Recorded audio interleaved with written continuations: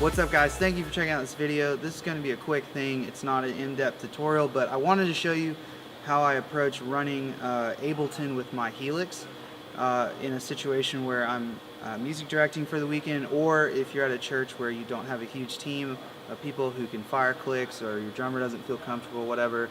You can save the money on the loop-to-miss and you can run all that stuff from your Helix. So I'm going to take you really quickly through the signal routing and then how to do that on the computer itself.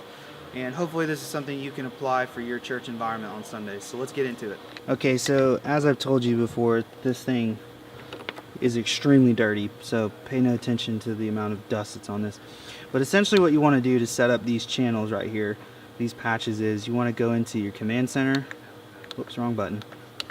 Go to your command center right here, hit that thing, and you'll see that these 4 switches all have these little arrows above them. And I'll set up one just to show you. But essentially what you want to do is you go to command and you want to go note on. Okay, and then you're going to have all these options right here. The only one that you really want to deal with is the note. You want to make sure that each of these is assigned a different note, right? So you can see these notes are changing, and that the reason you do that is just simply because you don't want the same note to trigger play, stop, up, down. It won't do anything. So make sure that you assign it to like a totally random note. Just we'll use that for sake, or for example. And then you want to make sure that note off is set to momentary, and that's it.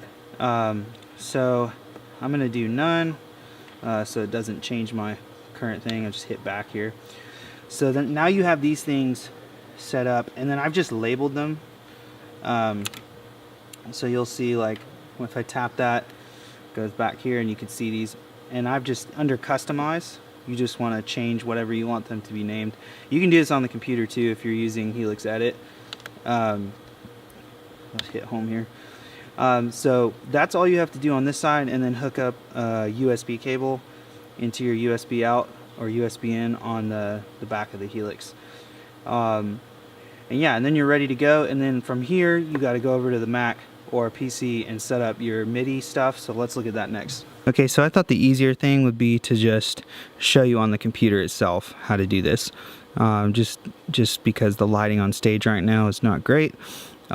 So once you hook up your USB into your computer, you know, either whatever computer you have, my Helix, once I opened Ableton, my Helix automatically was detected for MIDI, and that tends to be the case with a lot of MIDI controllers. You can usually just plug them in, and then the shortcut that you want to do is Command M, or I don't know what it is on PC, to be honest with you, but you hit Command M for Mac, or Apple M, and then what you're going to want to do is go over to these buttons right here. So this is a play button.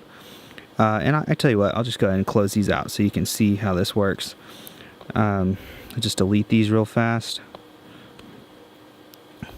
And essentially all you're going to do is right here, if you select this play button, what this allows it to do is bump down to the next song. So it basically queues up the next song.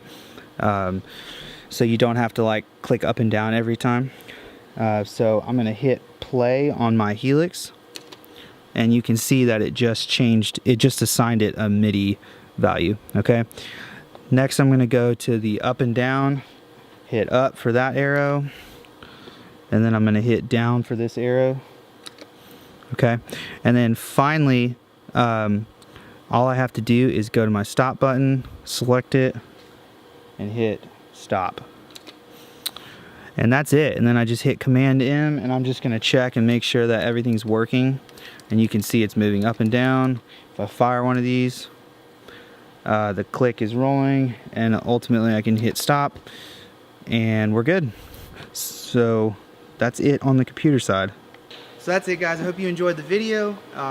not the norm, but I had seen a few conversations about this last week in the forum, and I thought it would just be easier to show people rather than try to explain it. So if you found the video useful or helpful, please give it a thumbs up. If you haven't subscribed yet, please subscribe. If you haven't joined Slack, please join Slack. The link will be in the description below. And finally, guys, if you have any thoughts on this or maybe ways that I can improve this setup, please leave it in the comment section below. We'll see you guys next week.